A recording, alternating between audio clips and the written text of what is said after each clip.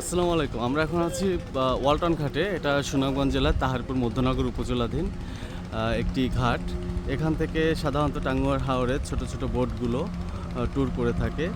এখানে ধরনের বোটই আছে। ১৫,০০০ থেকে বা ৫০,০০০ টাকা পর্যন্ত এখান থেকে বোটগুলোতে ভাড়া নিয়ে থাকে। কিন্তু বোটগুলোর ভিতরে অনেক সুন্দর, সুন্দর বোট আছে। আপনারা যারা আসবেন এখানে এসে বোটগুলো দেখে ভিজিট করে দরদাম করে ফ্যাসিলিটিসগুলো জেনে প্রতিটা স্পট আপনাদের ঘোরাবে। তারপরে আপনারা যেরকম থাকবেন ওই বেলা ওদের খাওয়াবে, খাওয়ার মেনুগুলো ওদের সেট করা থাকে। তারপর আপনি আপনার পছন্দের মতো মেনু নিতে পারবেন। কালকে রাত ১১টা সেন্ট মার্টিন গাড়িতে এই গাড়িটাতে আমরা জনপ্রতি ৮০০ টাকা টিকিট কেটে আমরা চলে আসছি হচ্ছে সুনামগঞ্জ থেকে আমরা ৫০০ টাকায় সিএনজি রিজার্ভ করে চলে আসছি তাহিরপুর ওয়ালটন ঘাটে।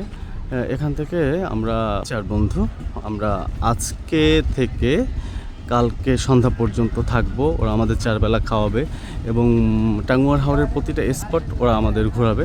এখন আমরা ওদেরকে নিয়ে বাজার করতে যাব।